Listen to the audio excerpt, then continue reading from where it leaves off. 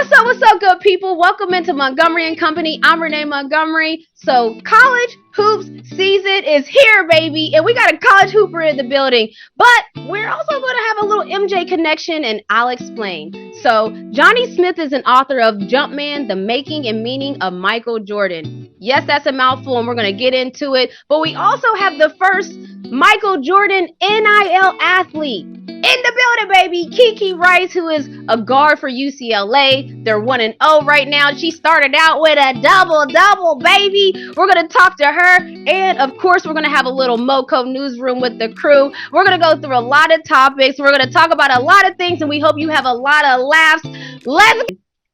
This is gonna be all about sports, this monologue, because there's a lot of sports going on. So this week was the first week of NCAA basketball. That's men and women's. It's the kickoff week. The UConn men's basketball had banner night, raised the banner, won their 5th title last year, won the Proud for 6.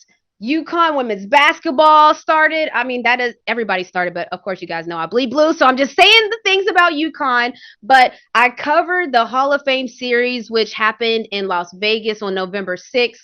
It was star-studded. Ohio State played against USC. USC has when I talk about, so there's talents, and then there's like the top of the top talents. Well, USC as a university, they won the week in a sense of they had the number 1 recruit in high school that signed with them on the men's side, Isaiah Collier, and they had the number 1 prospect recruit in high school that signed with them on the women's side, Juju Watkins. I got to see both of those stars shine on November 6th. I covered it in studio. It was on True TV and TNT, so they had the biggest of biggest stages.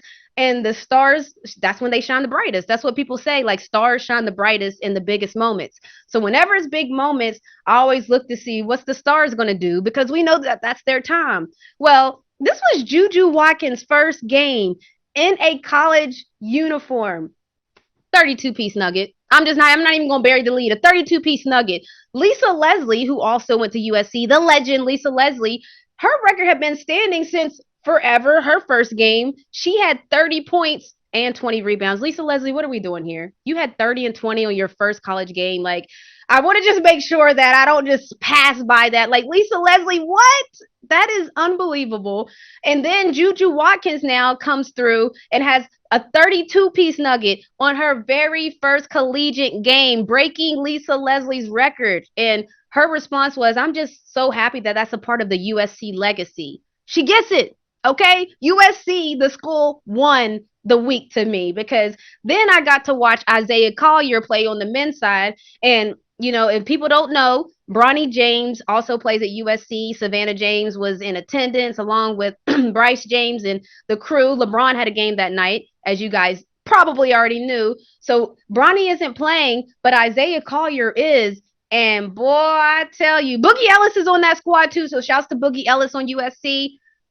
Boy, I tell you, this Isaiah Collier, he's built for it. Usually, sometimes if freshmen come in, you can tell physically that they're a freshman.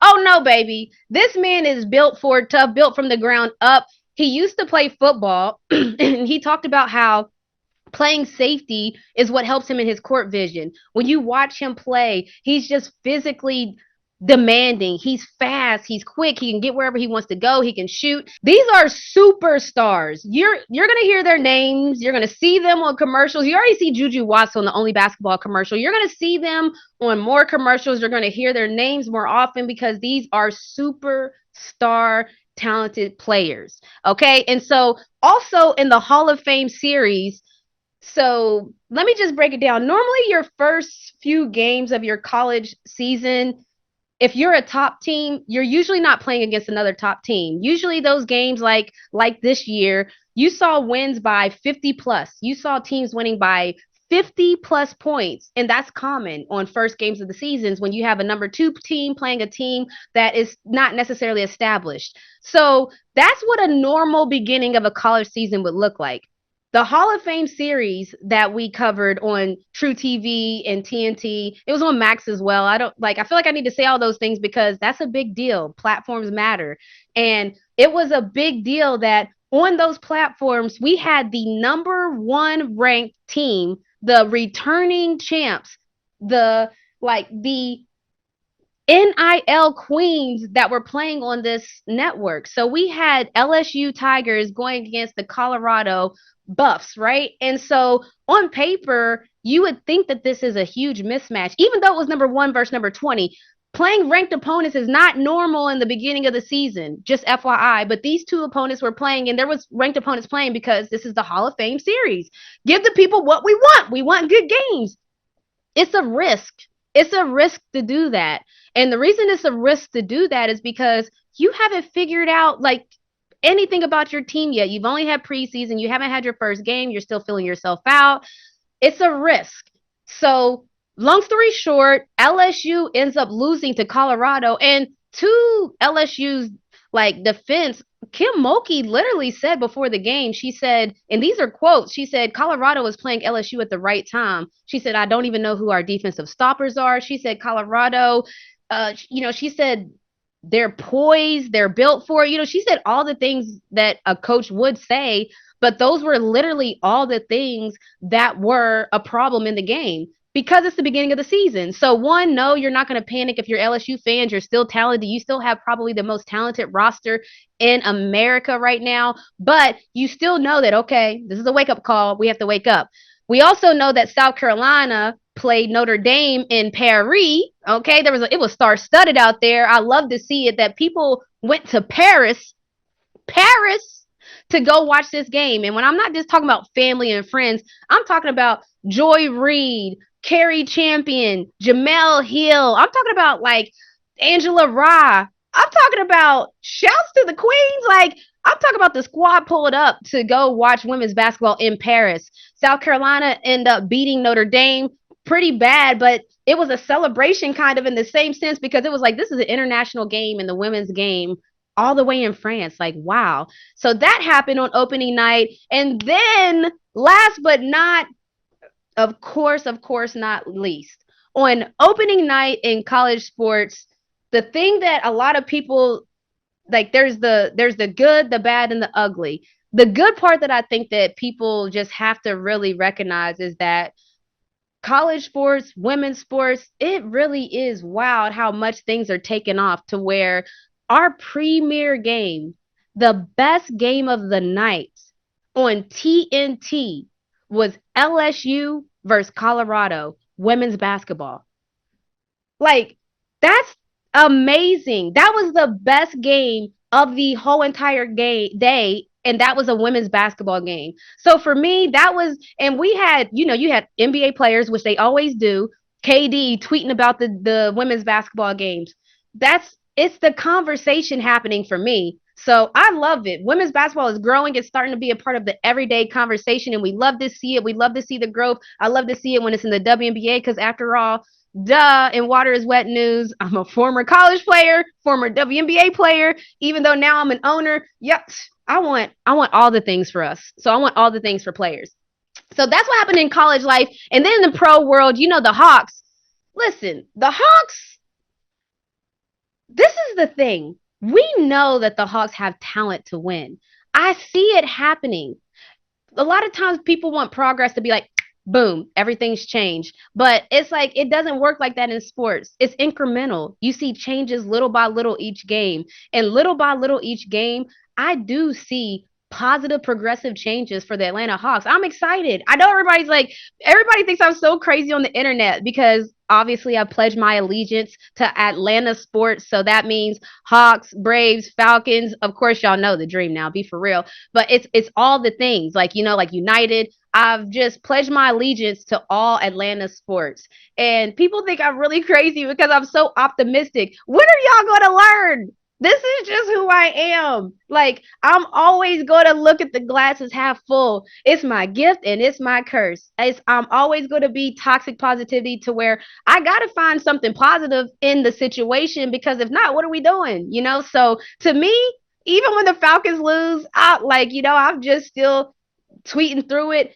It's always about the positivity because if you're an athlete, you have to create that on your own. You have to be a self-starter. Look, if you're an athlete and people on the internet are telling you how bad you are, of course you can't believe that. You got to be positive and talk nice to you. So that's just how I was built. Sports is a toxic place when it comes to people judging your every move, and that's just how it's going to be because that's sports. People are viewing it, people are taking it in, critiquing it, studying it, writing about it, viewing it, all of the things. That's what sports is. So imagine being the subject. Imagine being the subject of that. Well, that's what sports is. So if people ever wonder how I got to this toxic positivity place of life, it's because I just chose not to let negative comments or negative thoughts or negative any of those things enter into my universe. I just keep my lanes clean. We happy over here. So I'm happy. Even though I'm an Atlanta sports fan, I'm happy. What's up, Johnny? Hey, good to see you. Good to see you too. So thank you for joining us here on Montgomery Co. We're joined by Johnny Smith, the J.C. Bud Shaw Professor of Sports and History and Associate Professor of History at the Georgia Institute of Technology. Like, you're an author's author, but you recently wrote a new book on one of the GOATs of basketball, Michael Jordan, titled Jumpman, The Making and Meaning of Michael Jordan. So I'm just curious, like, what compelled you to write about Jordan, especially from the angle of his perception, branding, and image? Yeah, I grew up in the suburbs of Chicago in the 80s and 90s. And I grew up a white kid in a predominantly white school. And my hero was the great black superstar of the Chicago Bulls. And when I became a historian, I was really interested in the intersection of race and sports. I've written about a number of black athletes, Muhammad Ali, Jackie Robinson, Kareem Abdul-Jabbar. But I was thinking about my youth and the fact that in the late 80s and the early 90s, Jordan was the first black athlete who was marketed toward kids, all kids. And we can think about the Gatorade commercial, Be Like Mike. I was part of that generation of kids who wanted to be like Mike. And of course, he was the face of Chicago, so he really shaped my youth in many ways. When I think about that commercial, the Be Like Mike commercial, I think about the images that I see. And it's Jordan out on the playground with kids of all ages, boys and girls, different races and ethnicities. And I think about what the NBA and Gatorade are doing in that commercial. And I think they're doing two things. One is they're presenting basketball as the democratic game, the American game. It's a game of inclusivity. Everybody belongs on the court with Michael Jordan. And the other thing I think that they're doing is that they're presenting him as a unifying force, that it's Jordan who brings those kids out onto the court. And so I think about how, Gatorade was not the first company, though, to use children to soften Michael Jordan's image, to personalize him. Back in the late 80s, Chevrolet in Chicago, they had a commercial with kids. McDonald's did a commercial where Jordan shows up and he sits down at a table with these kids. And so there was this pattern of making Jordan into the everyman with children, surrounding him with kids. And it was a deliberate intention, and it's part of what made him seem accessible. And for white America, I think that was a very powerful message, that this was someone you could see as your neighbor, as your friend. And that's the way that he was portrayed in Chicago.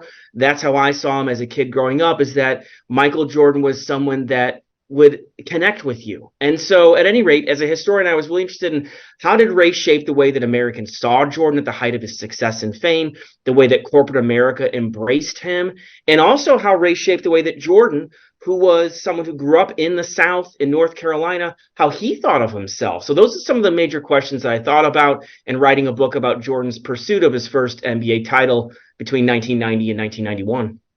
And I mean, that's a mouthful, because when you look at it, even now, look at where like we are in sports and how empowered the athlete is, right? And you could see that there's athletes that, for better or for worse, some people don't like it, some people like it, but athletes now can tell their own narrative, can tell their own story.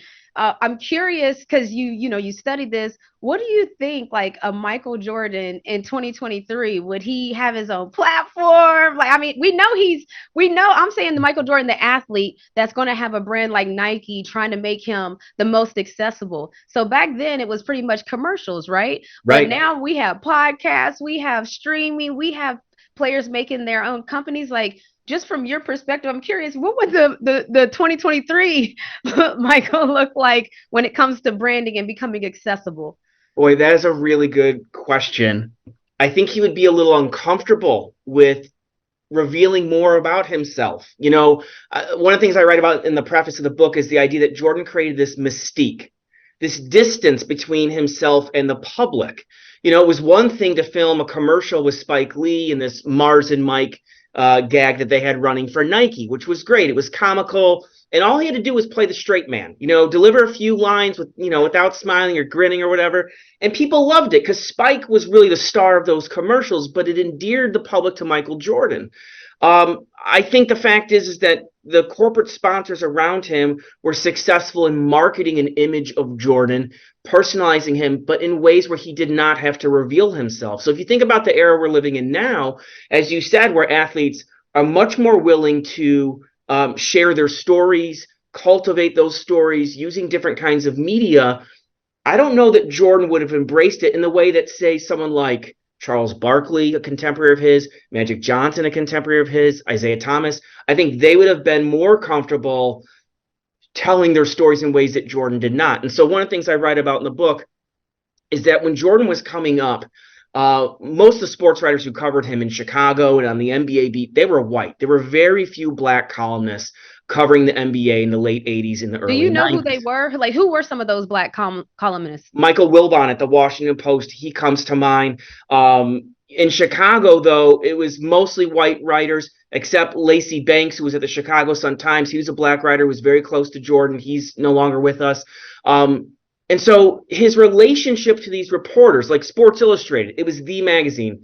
Outside of Roy S. Johnson, who was a black writer there and an editor who's now left the sports world, at any rate, I think he may have been the only black writer at Sports Illustrated in the early 90s. My point is, even if my numbers are slightly off, in general, that was true. And so much of the public who's reading the newspaper columns, they're reading these magazine profiles, they're seeing them through the lens of white reporters. And what you notice in the pattern here is that Jordan is not a black American hero in these columns. He's an American hero. Race gets erased from his story. And so what I've tried to do is investigate how race shaped how Jordan saw himself as a young man coming up as a teenager in Wilmington, North Carolina, who certainly was confronted with racism there, and it shaped the way he saw himself and the way he viewed sport as an outlet that was going to get him out of the South, get him out of Wilmington, that sport, basketball was going to be the way that he defined himself. But that story, Jordan's place in America as a black man, that was not the focus, really. He was presented as an all-American hero, a universal symbol. Again, it goes back to this idea that Gatorade is presenting him someone as the universal hero who brings everyone together. And so Jordan struggles, I think, in some ways of, there's some segments of society who want me to be the everyman for all people, but there's also some, especially in 1990, who want me to support Harvey Gantt in North Carolina, and they want me to speak out about, the inequalities in Chicago, like Jesse Jackson, who was based in Chicago in 1990. So there's this tension, there's this pull, and I think Jordan would struggle to find a way to tell his story about where he fits in these discussions. He was uncomfortable with it. Wow. And so it's interesting because there are, like, Jordan, we know, is very still mysterious in a sense of we don't know very much. There's still social media now, because the way we're talking about him, it's like, yes, I know that Jordan is still running around around everywhere, but he really still, there's still a lot of question marks. And we have the Last Dance, which, was absolutely amazing. We know that Air came out. So I'm curious, like, if someone were to read your book, what kind of new information will you be providing them? I mean, he is mysterious, but we also do know a lot of the surface level things about Michael Jordan. Yeah, I think it's interesting. You mentioned The Last Dance and you mentioned Air. Let's start with Air. We don't learn anything about Michael Jordan in Air. That's the story of capitalism merging with basketball. It's a celebration of a corporate success story. Now, the opportunity was there to say something larger about what was happening in 1984. When David Falk arranges that deal with Nike, there wasn't much interest in NBA players doing endorsement deals. Converse had a range of deals with various NBA stars, including Julius Erving, Magic Johnson, Larry Bird, Isaiah Thomas, but they all wore the same shoe. There wasn't a line dedicated to one of those guys. What Jordan was attempting to do, first with Nike and then with McDonald's and Chevrolet and some other companies, is he was trying to break through. And one of the arguments I make about Jordan and trying to understand his mentality, why does he distance himself from civil rights, but he focuses on these singular individual achievements? Well, one of the arguments I make is that this is someone who had a very individualistic outlook on and off the court. He didn't want anyone or anything to define him but him. And so he sees himself as a man, I think, of self-determination. And so I try to explain, where does that come from? And part of it is his roots in North Carolina, but part of it also is society. You know, in the late 80s, this is a much more conservative time than it is today, and even into the early 90s. You know, think about when Rodney King is beaten in 1991 by the LAPD. Everybody can see that on that grainy footage, right? It's sort of a moment that reminds us of the times that we're living in, sadly, where you see police officers attacking innocent, unarmed black folks. But nobody in the NBA takes a stand. Not Michael, not Magic, none of them. And reporters are not asking them about it either. There is not an expectation that Jordan or Johnson are going to draw a line, give a speech, or demonstrate before a game in any way. That was not the way that they saw themselves. They believed that the best thing they could do was be models of racial uplift in their achievements on the court, achievements in the boardroom, achievements as endorsers. They were not engaged in grassroots movements in the way that LeBron has been, and Steph Curry and Carmelo Anthony and so on. All these guys Magic have. even more later in his career. That's right. And so one of the points that I try to explain too, though, about Michael, and you can say it about Magic, is that yes, you could criticize them and say that they should have used their platform as players. Okay, that's one argument. But the other argument is this: if Jordan, in particular, had been this outspoken activist during his career with the Bulls, he would never have had those endorsement deals. He would not have been embraced by America, and he wouldn't have been able to build this incredible accumulation of wealth that made him the first player turned owner, billionaire of the Charlotte franchise. That wouldn't have happened. And once he got to that position, in his own way, he has contributed to causes linked to Black Lives Matter and to dismantling institutional racism, donating to HBCUs, for example, to journalism projects that advance the careers of young Black journalism students. He's doing all of that, but he's not doing it, though, on Twitter, and he's not doing it on Instagram. He does it in his own way, and it goes back to the mystique. You know, he's not someone who wants to put himself out front with his opinions and his views, but he believes that the accumulation of wealth is critical in advancing Black America. And that's been his approach from the time he was a player and through being an owner. I mean, no, you hit on something that was very important, where you can't really put people on until you get yourself on sometimes. And so it's like they really had to get to a point where they could be solidified enough to create change. You know how, like, almost where the airlines say, put your mask on first before helping others. It's like once they got their footing and once they got to a certain level of even wealth, that's when you can see, like, okay, I'm here to stay. I'm about to speak my piece. I think that's what happened even in 2020, where athletes, like this athlete empowerment, that's new. Because of course, in the past, we knew that if athletes spoke out about certain things, that they would lose their endorsement deals. And that, I mean, it was an understood thing. If you're an athlete, it was pretty much understood that if you speak out against some things, like, you could easily drop left and right. I mean, we've seen it happen when people cancel culture. You know, we've seen it happen in general, in a sense of, if somebody gets canceled, you expect them to lose their endorsements. But I'm also curious, because this is little, it's kind of the same, but not the same, but it's still branding with NIL in college. I'm just curious, what do you think that Michael Jordan would have been doing numbers wise at UNC in the NIL era? What can your mind even fathom that looking like? Boy, that's interesting, you know, to think back. That's an era when Nike is first beginning to create these branding deals with men's college basketball teams. We think about, gosh, I don't know the exact year, but it seems to me, in my mind, it's more actually in the late 80s, you know, North Carolina, Georgetown with John Thompson, certainly. And I think what's interesting in that period is that Nike becomes a brand for Black America through Jordan. And here's one example of why I say that. In 1990, Jesse Jackson, who was at that time the head of Operation Push in Chicago as a civil rights group, they wanted to organize a boycott of Nike. And Jesse Jackson's complaint was that Nike didn't have Black executives. They didn't, advertise on BET or in Ebony magazine.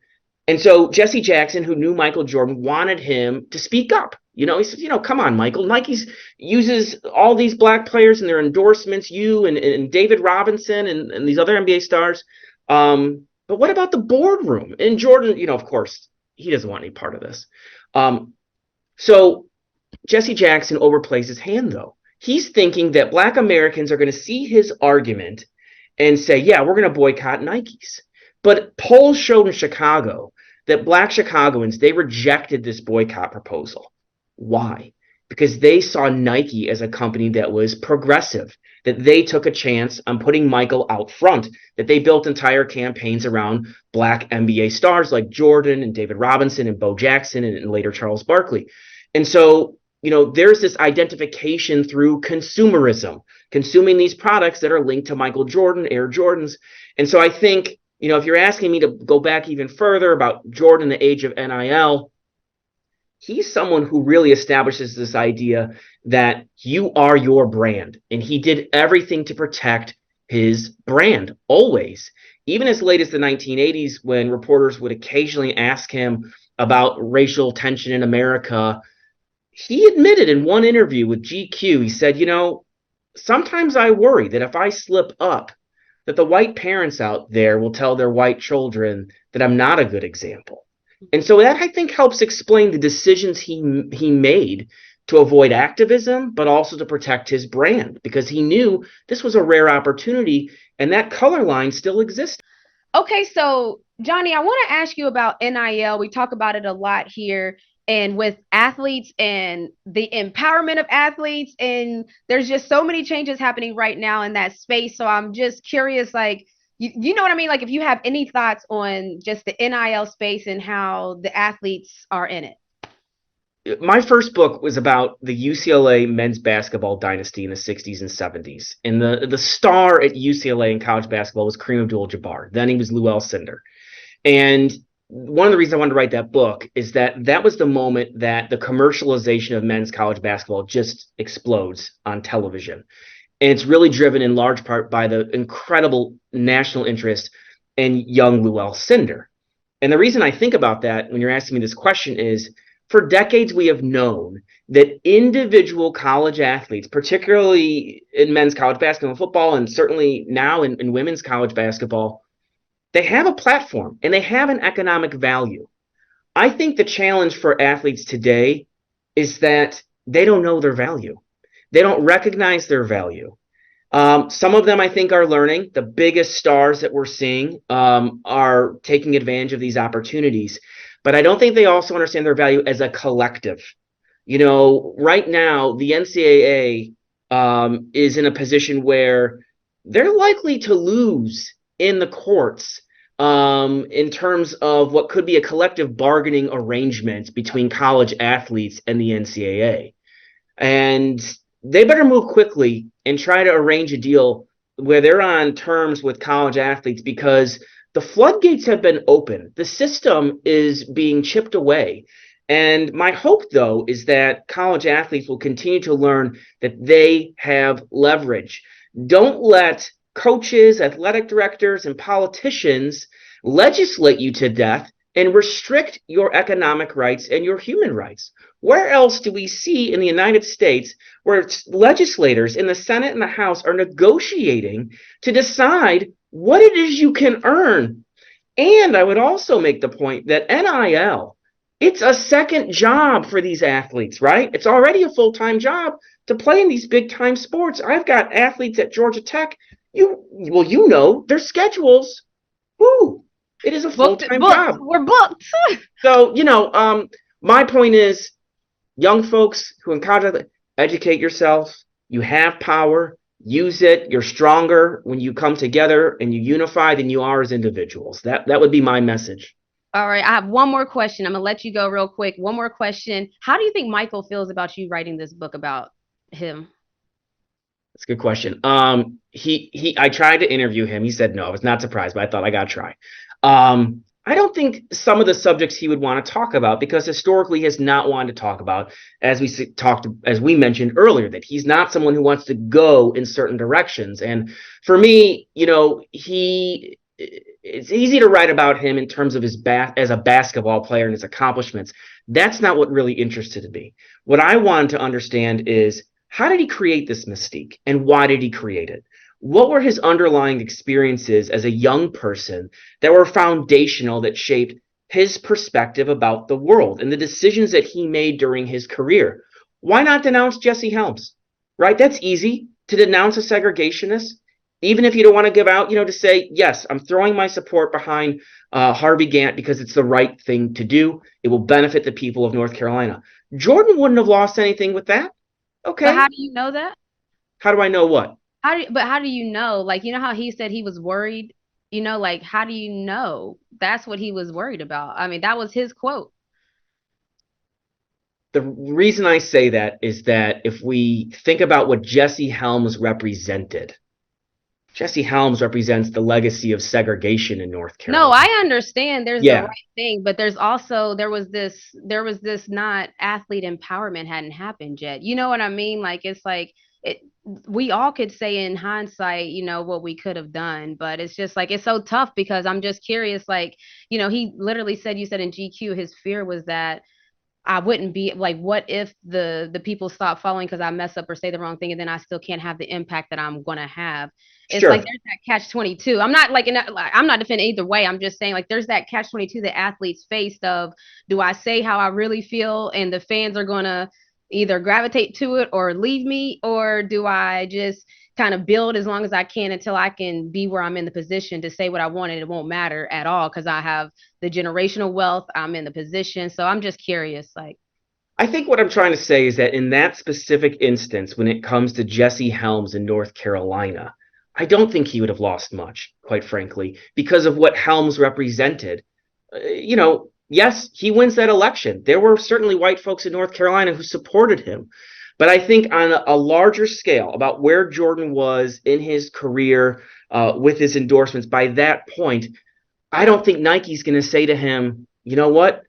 We're walking away from you. Look at all the things that Charles Barkley said as a spokesman for Nike. They didn't walk away from Charles Barkley, and they didn't walk away from Spike Lee, who in 1989 produces a film called Do the Right Thing. And people, Okay. and people thought it was going to provoke race riots, and Nike stood by Spike Lee. They continued to make those commercials with Spike and Michael Jordan. So I'm just trying to contextualize that particular moment in 1990. That's why I say I don't think Jordan would have lost, even though he had those fears, which were No, real yeah. fears. I completely So, understand. I was just playing devil's advocate for a little sure. bit, but I completely understand that. Listen, like, I love that you did your research. Like, that's the one thing that, like, if people are going to speak on something, do your research. And you have the book on one of the GOATs, Michael Jordan, titled Jumpman: The Making and Meaning of Michael Jordan. I thank you for coming on and just, talking about your thoughts, because obviously this is what we do here. I want to hear your thoughts on, why do you have thoughts about Michael Jordan's thoughts? And I love that you explained it beautifully. So thank you for joining us here on Montgomery Co. Oh, thanks so much. I really enjoyed talking to you. Okay, so Johnny just gave us some good perspective on Michael Jordan, and now we're about to talk to Jordan Brand's first ever NIL athlete, Kiki Rice. All right, let's go. So what up, Kiki? First of all, What's up? what up with it? So yesterday, on True TV and TNT, I was just covering the opening night of college basketball. So we had the Colorado LSU game, which I don't know if you saw. We had the Ohio State and USC game as well. So college sports is out here. I saw you had your first game of the season. First of all, welcome to MoCo, Kiki. I'm talking to you like people ain't here. Thank you, thank you. So you had your first game of the season against Purdue on Monday evening. You had 10 points and 10 assists in your season opener. Come on, Kiki. You started with a double-double. Like, I just want to, like, what was that like to kick off your whole, like, your season, off the right way, I would say? It was great. Honestly, I just was so happy to be back playing again. Like to be on the court and playing in front of fans. It was just like with our new team and everything.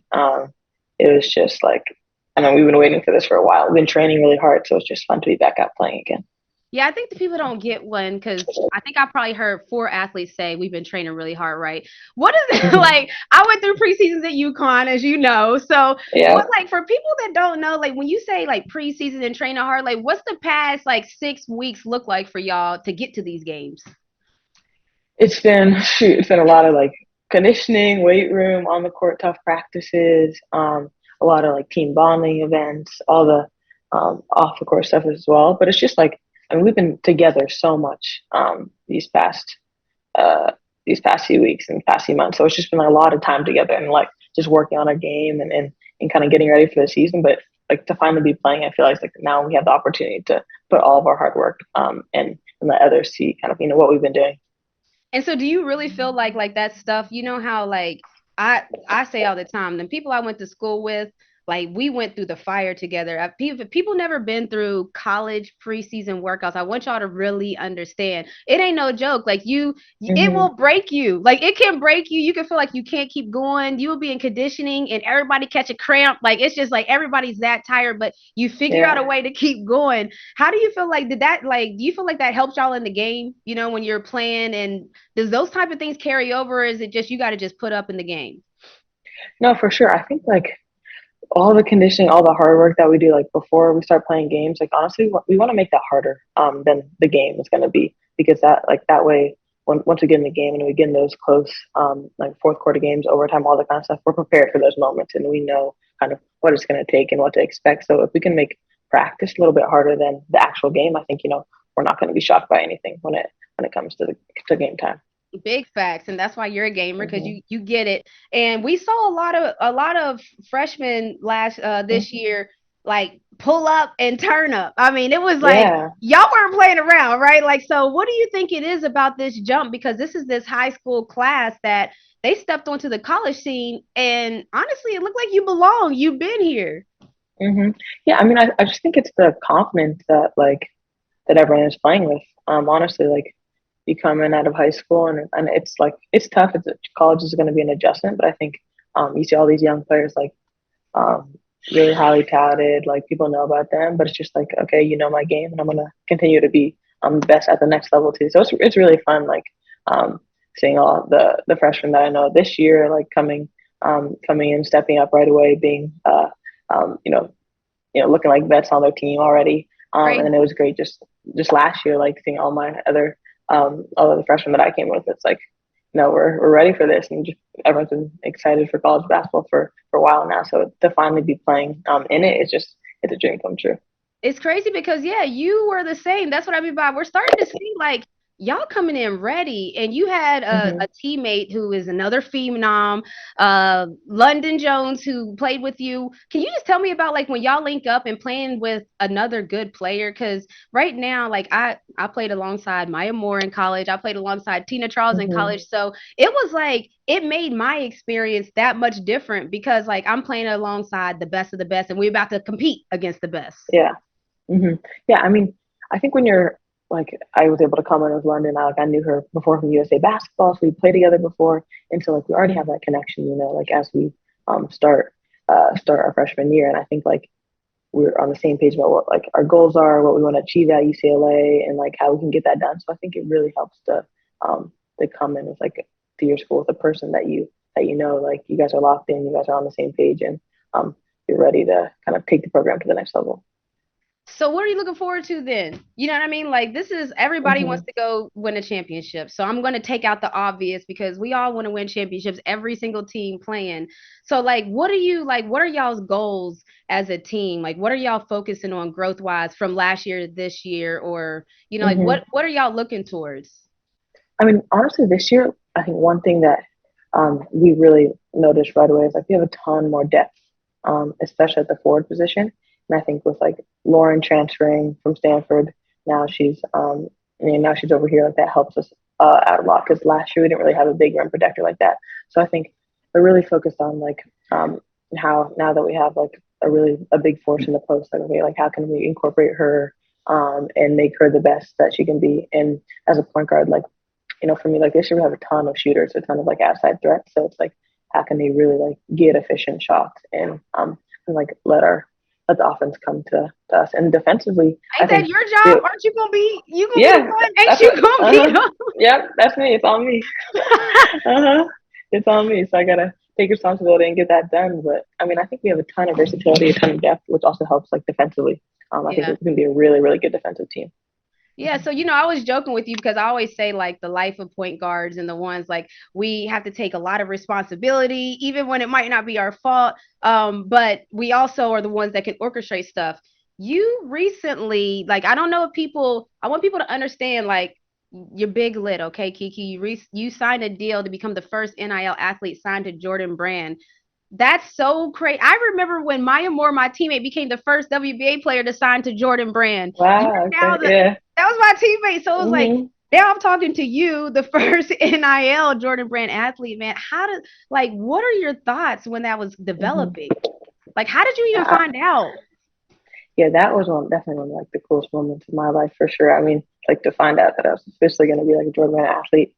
But I mean, like obviously I grew up, wearing Jordans, like hearing all the time about MJ. And so like when I started talking to the people at Jordan Brand and just got to know them, like it's obviously like obviously just from that like basketball perspective, everyone loves Jordans and all that, but like I felt like my priorities and their priorities were so similar from like an on and off the court standpoint. So like just the fit with the brand worked so perfectly. And it's been really cool working with everyone at Jordan Brand, and it's like I've had so many incredible opportunities because of it. So it's really exciting. And have y'all done like crossover stuff too, right? Like you've done like you're in like the campaigns, like what is that? Because isn't it WNBA players in it, the crossover and all that other stuff? So what's that like? Like what WNBA players have you crossed over with, or NBA players? Like what's that scene been like? Yeah, it's been really cool. That we did like a last spring. There was like a woman's like all the like Jordan Brand like athletes a retreat for all of us. So I got to all the other like W players who are Jordan Brand athletes. I got to like hang with them and chill there. And I also I got to meet Zion one time, which is cool. Talk to him. Really, it's a really cool group of athletes, honestly, and everyone's super welcoming and friendly. So it's been very cool to be a part of the brand. I love that. All right, so I'm just curious then. I'm gonna just a couple more questions because NIL, I mean, it's heavy on the scene. When I played, there was no NIL. I love that there's NIL now with y'all. So what do you feel like has it been difficult for you to balance both worlds in a sense of, because people that have very strong NILs, look, UConn, Paige Beckers, and then I talked to her about this same thing. It's like you guys have whole careers, and then also there's this whole world where NIL wants a lot of you. And so how are you balancing both those worlds? Yeah, it gets a little difficult at times, especially like during season, you're focused, it's busy, traveling, all that stuff. But I mean, you want to make it a priority to like take advantage of the opportunities to grow your brand and build your brand in the areas that you want to.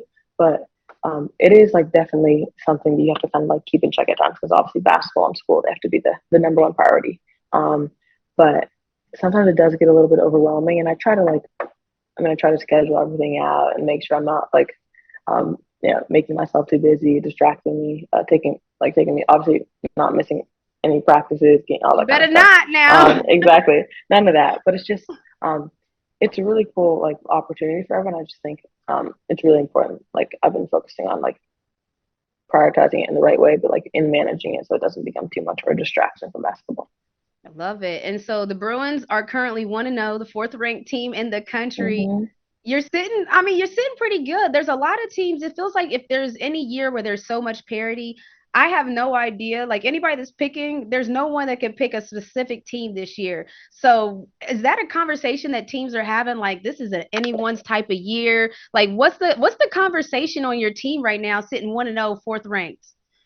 Yeah, I mean, we've been trying not to focus on rankings and all that outside stuff, just because we know we got to focus on our process day in and day out. But I mean, we know that we have the talent, the potential to be the best team in the country, and to at the end of the season be cutting down nets. So I mean, we're just focused every day on like getting better and progressing towards our goal. But I mean, we definitely don't feel like there's any team out there that's better than us. I love that. Listen, you gotta believe it, and I feel like you believe it. Look, Kiki, sure. I know that we're in season right now, so I didn't want to keep you too long. I appreciate you hollering at me real quick. And remember, you the one that gotta feed them. So if they gonna eat, you gotta feed them. I appreciate you joining me here on Montgomery Co. Thanks, Renee. Appreciate it. Okay, so we're back at it with MoCo Newsroom, and we got a little follow-up from our Keith Lee conversation last week, and then Jay-Z settles the debate. The 500K or dinner with him, we're going to talk all about it. All right, so we're going to get it popping, okay? We're back at it with the crew for MoCo Newsrooms, and we got little headlines going on. As you guys know, MoCo Newsroom, we just hop from topic to topic. We got the crew with us, as you can see. Roy joining us. Gino, if you have anything to say, open your mic up, okay? Because Gino's the voice of God that you guys hear in the background. He's our voice, our video producer that's Amen. On the ones and twos, but when we have these conversations in our production meetings, he has so much good stuff to say. So I'm just letting you know, Gino, we are always welcome of some thoughts. All right, so let's get it popping. Headline number one that we're going to start with is a report came out from NPR that this year was the costliest Halloween on record. Americans spent, and listen to this, you all, Americans spent $12 billion, of which 700 million went to pet costumes, of course. So, but I'm just curious, like, did you guys know that Halloween was getting numbers like this? How does Halloween compare to Christmas, Valentine's, and Easter then now on your, like holiday list? Because a lot of times people kind of considered Halloween like the little jokey, silly holiday, but $12 billion, baby. Well, listen, let me just jump in. Can you hear me? Good, man. I'm very seldom. Well, we've never had a trick or treater in 40 years at my house. but I think that I might need to get some dog treats, because are the dogs showing up at the doors, or are they getting treats? That's what I'm saying. Treating. I mean, come on now. If they got a costume on, if they show up with someone, you better have something for them to eat. They do. That's a thing. That is a thing. I'm telling you, I saw it firsthand. These dogs had the best costumes. They were beating out the kids. People were more excited to see the dog costumes than they were to see the kid costumes. And just to jump on your point, Mom, Vance, I didn't think he was going to actually have a Halloween this year, because we had football practice and we're in the playoffs, and the coach was like, I don't care what's going on, y'all better be at practice.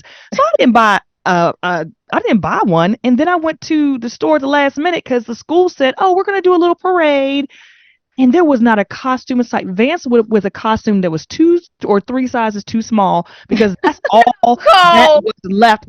I don't know what to tell you. You got my nephew out here looking like this. Yes. No, man. When he Amazon was a very did a 2-day delivery, Grim Reaper. He was a very I'm happy. I'm happy. She didn't spend any of that. How much was it? Yeah, she didn't contribute. $12 billion. Oh yes, I did. Oh yes, I did. I paid $25 for a black sheet. Vance to be the Grim Reaper, because he wasn't allowed to have a mask because it's scary. And I hope that your lesson was you should have ordered it 2 days earlier on Amazon and had your choice of anything you wanted. Well, I'm happy she wasn't part of the $12 billion crew. Oh, I was. Oh, she was. Oh, I was. A small portion, but I still was there. Oh, they counted you in housewares. They didn't count you in Halloween. Headline one. Going twice. Anything else on I definitely contributed to the 12 billion. Yes, y'all did.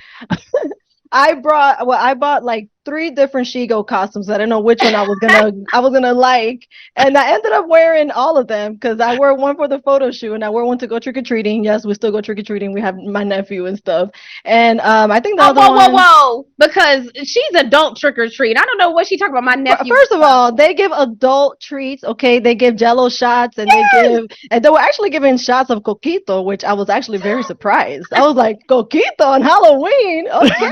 Yeah, a bit early for that, huh? Yeah, but hey, that's Mariah said it's time. After midnight on Halloween, we go back and get one for her, by the way. I agree. That is time? Yeah, it's Christmas time. For Christmas, yes. Yeah, I usually have my tree up by now. Yeah, we have on now. Not even at Thanksgiving yet. No, I have my tree up. It's Halloween, Christmas, Roy. Really? It'll be up by Friday. Oh my God. When are you gonna put your Christmas lights up then? Next week. Oh, come on! They'll be on the timer by next week. I have two daughters who've not taken theirs down from last year, the Christmas trees. So, And this is a you fact, know. but Not we one, had but two. this is a fact, but we had a Halloween tree for Halloween, by the way. Oh, that's Okay, smart. the bookie man was at the top. We had pumpkins at the bottom. A lot of people are doing that now. They're like Boogeyman, keeping the you tree up, betting? and they're just The I mean, just dressing it for the holiday For or the season. holidays, yeah. Yeah. I actually saw that from Leanne V. She's like an influencer online. I liked her. So last year she did like a Halloween tree, a Thanksgiving tree, and Yeah. she did an Easter tree thing. Yeah, I don't I've seen know. people do Halloween. I've seen people do The fall, trees but are put year pumpkins round. under them. I'm telling you. Have you seen the funeral tree? Roy is not with none of this. No, Funeral tree. no, this is like when you're celebrating like 5 people's birthdays on the same day, and they're all Hey, we spread do out that throughout too. the month. Party, Oh, it's a come on. party, it's a party. Yay! All right, we're moving on to headline number 2, baby. It's kind of on the same theme, but it's a little bit shocking because rapper Diddy claims he received a cease and desist letter from Warner Brothers for his Joker cosplay in Halloween 2022. Now, this is a response to Warner Brothers saying pretty much, Diddy, you can't dress like the Joker anymore because they don't want your I don't know, like the cease and desist, y'all know what it means. I'm not going to interpret what Warner Brothers means, but they sent him a cease and desist. So this year, Diddy rocks up dressed as Batman, baby. He has a Batmobile. He shoots a whole video again. And this is probably what they didn't like. When Diddy does Halloween, it ain't like when you and I do Halloween. When Diddy does Halloween, it looks like a feature film is coming. It looks like the trailer for the next movie. He's They need to rich. get over it. If that's the case, then they need to send Well, every they- party they- city they need to take all a the cease and costumes desist back letter. from the Come on. kids. They need to take everything Yeah. back that they wear, that the kids wear then. I mean, come on now. See, I they thought it was a little mask. much too. So they went too far. They just wanted to say something. That's all. I just think that he did too good of a job in playing Joker. I was looking at the videos and I was like, wow, he really does make like a great Joker. It's almost like scary good. People are crazy. Yeah, but to Snook's point, then I mean they could send everybody one. Right. You know, all and these he does kids a with good all these job. cameras making these videos and stuff like that. All Like, you're these using our artists who intellectual do the property. makeup and stuff. Oh, you see them do their makeup. and they look Avatar. A lot all- of people do Avatar, Yeah, and they look Trying to great. sue these 5-year-old kids over here, man. Like, what are we doing? It's Halloween. It's the one day every year we're allowed to be Anybody we whoever want. We There want must to be a be. meme. Whoa, wait a minute. Now, like, come on with the probably didn't- blackface. Oh well. Nah. Leave that one off. Leave None that of one that. off. Nah, none of Diddy that. probably didn't read the small print at the bottom of the letter where they were actually just trying to get him to be the production person for Oh, Snook said, if you wanted to hire me, just say that. Say so. Moving on to headline number 3. A year after Elon Musk bought Twitter for $44 billion, employees at the company were informed that the company is now worth $19 billion. A Get your resumes ready. Get your resumes ready. That's what that heads up was. 55% drop. There was a quote from an article that said, until now, employees at X have been working there without the knowledge of what the company is worth since Musk bought it. This stock award information finally answers that question. Though it seems that Musk's valuation may still be too generous, one of his big investors, Fidelity, thinks X is worth 65% less than when he bought it. Thoughts, people? What's going on? Twitter's valuation has just plummeted. This man Yeah, literally bought the company to put it out of business. That's how spiteful he is. And like for real, That's a for real. theory. Well, I think things that are happening out in our world today have rubbed off on him. What? I'm scared to even ask what Stook means sometimes. I'm scared. Cole, Well, look at Cole's face, Cole. Yeah, we need some more elaboration on that, Snook. Well, I think we're going through it right now where people are saying that things are worth more than they really are. So, Oh, okay. maybe, that's You're where he saying was taking. everybody flexing. They Yeah. say they capping, stunting for the I gram.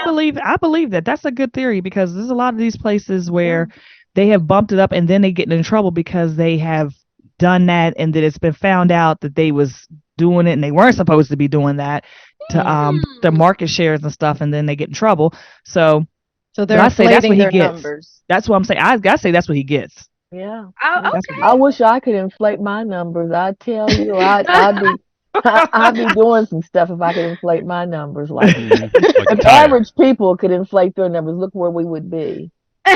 We would Mm. really be out of business everywhere because I mean, I think it's all the changes with Twitter. I mean, honestly, I still haven't updated my app because I don't want to see it say X on my phone. I still like it to say Twitter. So I haven't even updated it. I think it's just like people don't like change, first of all. And then you have something that was so great like Twitter, and then you are taking everything away that people like about it, you know? So I think that a lot of the users, also don't agree with Elon Musk's ideologies. I will just leave it at that. I mean, Okay. it's a reason why they call him apartheid Clyde. But look at this. It's not even called Twitter anymore. yeah, the X Yes. part is what gets me. I'm like, that was the first part that probably took about 30% of his downfall right there because The it rebrand. makes no sense. There's no reason for it. Like Twitter made sense. They had a whole thing going tweeting. It was catchy. Delete. You're right. Tweedledee. You had a whole thing going, and then X, and they changed it to X, and they had no explanation. No explanation. So it's like, why No is it X? explanation. Why did y'all call it this? And now it's not even tweeting. Is it still tweeting? If it's X, is it Xing? Like, what are we doing? Oh, I don't know. Well, I That's a asked- little risque, That's honey. hilarious. Well, Oh, I well. asked Renee about it. I said, "Oh, what about those blue check marks?" Mm. I mean, I ain't getting on there. You Instagram don't is know who doing you it too. talking to. Snook is True. concerned that she doesn't know who she's talking. This is a real concern because no, that is a real thing. Snook's Yes. not as savvy in a sense of she ain't reading everybody's full username where they might have added in a little different something somewhere. So Snook said that now that they've taken away the blue check concept and she don't know who she talking to. That's a very serious question for people that, may not be checking. And Gino in the chat said, watch Elon Musk interview with Joe Rogan. He gives a lot of reasons for all the stuff that he does there. So I would never Well, nobody likes it. I They was down about to say, and I 65%. don't They don't necessarily like know it. Your about what- reasons, Yeah. Point blank. nobody likes it. Period. All right. So I like. Oh, Roy, what you got? I love it. The other thing about the X right now is I have Comcast Xfinity. So when I'm on my laptop, I stream, the television or whatever. Unfortunately, the logo looks so much like X's logo that I accidentally logged onto Twitter trying to go onto the TV stream. So And So that's that a might be problem. stupid. That might be infringement. That might be an infringement case right Yeah, now. Well, I look did into see it. a lot of people do that. The X is a common theme. So Yes. I don't know what that is. but we're gonna- XFL. Weren't they in a lawsuit why it's with? I think it was X-Black. together, right? I thought XFL it was wasn't it like extreme? That Extreme I mean, Football Oh, League. extreme sports. football league. Yeah, Oh. that makes sense. This X right here makes no sense whatsoever. Xfinity is extreme on the sports. borderline. And why is the X black? Why couldn't it be another color? All right. And on that note, we're Ex-white. going to headline number 4, baby. The former Bengals receiver Chad Ochocinco, he took offense a little bit to Keith Lee's critique of restaurants in Atlanta. Ochocinco went on his YouTube series The Nightcap with Shannon Sharp and said, I don't like the fact of what he's doing. I don't like the critiquing of our businesses. Johnson said, it's hard. He said, it is for us to, how hard it is for us to get in the food industry and to have our own restaurants. What are we doing? And then Keith Lee responded to Chad Ochocinco, implying that Ochocinco was likely unfamiliar with his work. He said, I watched this video and pretty much he said, listen, if this is the first time you're seeing me, why is it the first time you're speaking on me? If this is not the first time you're seeing me, then why is the first time you're speaking on me? And I was like, oh, Keith Lee. Mm. Keith Lee ethered Ochocinco so Ethered. bad that Chad Ochocinco's daughter took him on Instagram Live to discuss why would he do that to Keith Lee? What was he thinking? And It'd be Keith your Lee- own kids. It'd be your own kids. Right.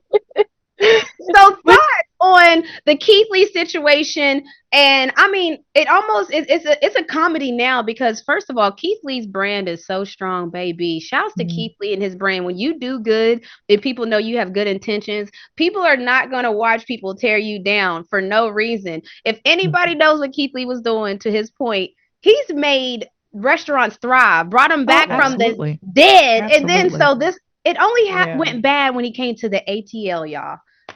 What y'all doing down there, ATL? I want to say this. Let me just say this. I'm with Keith Lee. I love how he responded. Number one. Number two, I feel like that was your wake up call. Like if you needed, sometimes when these places get so big and they have so much work and they have so many things going on, they feel like they don't have to improve on anything. And that's not necessarily true. And number three, the fact that Keith Lee actually did a review where the food was not what he thought it was, he always gives some type of positivity to every food place that he kind of touches. So the fact that he said, y'all need to do better, y'all really, I couldn't really find anything because I couldn't even get my food. That's something that needs to be, that's something that really, I'm pretty sure the people in Atlanta have experienced too. He can't go in there and just tell a whole lie. He didn't even get the food. He's already told the people he's going there that he didn't even get the food because they were asking him about it. They were asking him. So and Paul said in the chat, people going after Keith when he could put them to sleep in 2 seconds. That's true. That man is restaurant streets. Them hands are lethal weapons, okay? Like he's a former UFC fighter, correct? Right, right. Snook, did you have something you were trying to say?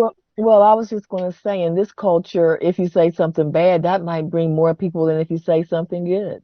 Sometimes it does. Now, when you're talking about food, you can't never be bad with food. Oh, yeah. People say, well, I'm going over here just to see. That's what true. He's talking about. They're going to go over there and sit 2.5 hours. That's on them. That would be no. They're going to try to beat it and make a wise decision and go where they have a better chance of getting in before 2 hours is up. Oh, okay. Okay. Like it, I think anytime that anybody calls out anything, I think people are going to have a reaction to it. Like Keith Lee, he spoke his truth. And of course, people are going to have some kind of pushback towards it because it reminds me of, who was it that spoke out about the HBCUs that everybody was also in an uproar about? Ed Reed. Okay, yes, it reminds me of that situation because it's like he wasn't necessarily lying, and so people were really mad that he was calling out all of the bad things that was going on. We're going to revisit that too. Exactly, and we're going to move because we haven't heard anything. Go ahead, boy. Chad Johnson or Chad Ochocinco, like he shouldn't be talking smack about anybody for a person who goes to McDonald's every single day. Oh, God. And for those who aren't familiar, Chad Ochocinco promotes his McDonald's diet. He says it's what helped him be a top receiver. It's what helps him get his calories up. He's very vocal about his He's also very frugal, and they call him very cheap. They said that he does not want to see won't spend that much money for the food, so it wouldn't matter anyway. So there you go. Yeah, I think that Mamba sauce they got there now. Mamba sauce, Mamba. If I ever say names and things wrong, I'm gonna tell you who I got it from right there. My snooker book, boy, I tell you, we are moving on. You said the Booker Man earlier. The Booker Man, right? Oh, the Bookie Man. The Bookie Man. Like you're making bets or something. I mean, like I think that Keith Lee's comments should be taken in, and people should be held accountable. It reminds me of Frank Ski. He went on his morning show, and he's also a restaurant owner, a previous restaurant owner. He owned a restaurant over here called Frank Ski in Atlanta, and he said that he will never ever open up another restaurant in Atlanta because the food service industry in Atlanta is not really up to par to other state standards. And I'm sure that he, that's his personal experience, his personal truth. And I'm sure that some people were mad about those comments as well, because he was commenting on how this whole situation got so serious that more than a dozen Atlanta restaurant owners, they came together to meet. They had like a town hall meeting. Did y'all know that? Yeah, they literally had like more than a dozen restaurant owners. They came together and they were talking about how to better the Atlanta food industry because it was such a big deal.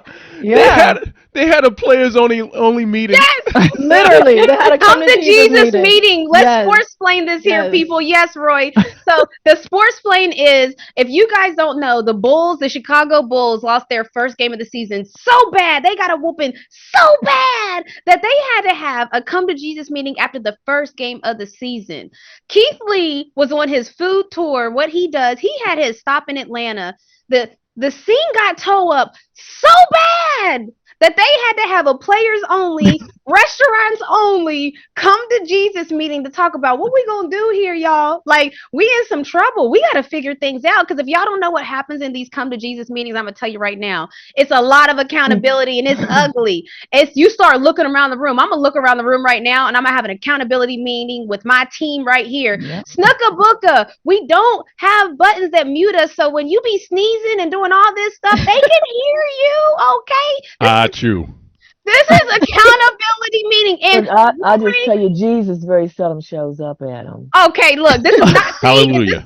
this is what happens in meetings where it's like, hey, everybody, this ain't a laughing matter, because we got real problems here. We just got whooped. Keith Lee just whooped us. The other team just whooped us. Serena, we're going to have to hear more from you. We love your point of views. Okay. Cole, you got to keep being, just say it how it is. All right? Because people will agree with you the most, actually. You are the voice of the people, Cole, because you say the logical thing that people think all the time. Snooka Booka, we want to hear your multi-generational thoughts and all that sassy whenever you had the right breakfast. We need that snook every time. And Roy, you better keep coming on camera. Roy be always acting like he don't know about topics, and then come in here and be in the chat and have a wealth of knowledge on a topic that he just told us he didn't know nothing about. Right. Renee, I come on here and I foul people. That's what I do. Well, Roy is our bruiser. He coming in here. Take one for the team. Take one for the team. If you haven't followed him on social media, I'll tell you right now, Roy is out there throwing bows. This is what happens in accountability meetings, for real though. If people go around one by one in the room, so you like tell me. I like it. I like it. Nothing like It's called constructive criticism. I've been People to should corporate receive it, meetings right? where I see people just almost be sick, turn green. I like it. Let's go. What you got? Right. Tell me what I got to work on. I'll receive that. I love it. See, y'all are all coachable. So we're going to move on to the next topic, because that's a real thing. Now, I don't know if the people in the restaurant meeting were also coachable. That's the thing about those probably come weren't. to Jesus meetings. You got to be receptive and willing to change, because clearly what we're doing now ain't working. That's why we're having this meeting. Keith Lee benched him. Yes, somebody about to lose. You were about to lose your job. Headline number 5, baby. This will be probably the last one we do, because we've been running our jaws and just having a good time. But Jay-Z, this is a follow-up conversation, because we had the Jay-Z conversation where Jay-Z finally put an end to that $500K or dinner with Jay-Z debate. So in case y'all didn't know, just a refresher, people were really on Beyonce's internet asking folks, would you take $500,000 or would you rather have a dinner with Jay-Z? And Jay-Z himself said, you got to take the money. He said nothing. Jay-Z said, you got to take the money. Let me make sure I'm saying this right. Jay-Z said, noting that all the wisdom anyone might glean from talking to him over lunch is already available in his lyrics. You get all of the information you need from me, he said, for $10.99. Now, first of all, look at that businessman. He said, listen, He's like, buy my records. Open your That's ears all you gotta hear. and listen. Close your mouth and listen. You gotta make the song cry. Yeah. So and you know what? And that's what we said last time. We said, well, he already put out the blueprint. He puts out all this content that people should consume. He puts his life into words. And so if you're really paying attention, he really does tell you everything that you need to know through his work. Don't care if he had the blueprint in his music or not. I am not giving up no $500,000. Yeah, that's what I'm saying. That we should take the $500,000 because we already know we could get all the other information out there. No, I don't care if he didn't have 2 cents worth of information out there. I was never going to actually pay I would take the money from beginning. I told y'all from the beginning. I said that's the dumbest thing I ever heard, because you still walk away broke just because he tells you what the information. I just want the money. Yeah, and he wants to split the check. Whatever. I mean, the only way that you could take that dinner and make some money off of it is you jumped off the across the table and tried to give him a smackaroo on the mouth and had a cameraman there to take a picture of it and try to sell it to the media. That's the only way. It ain't worth $500,000. I don't care. I don't care who you kissing. Yeah, she literally just came up with that money from having dinner with Jay-Z. Like I said, that is the wildest thing you could say. I would say if I was going to have a dinner with Jay-Z, And I would take the money. Let me just say this to make sure people understand. I'm Thank taking my you. You better money. Thank come you. right. You better I'm come taking right. my money. But if I were to have a dinner, I would not do what Snook did and jump across the table and kiss him and have a photographer waiting there to catch the photo, post it on the internet, and go viral. I would not do that. My plan would be I would write a book.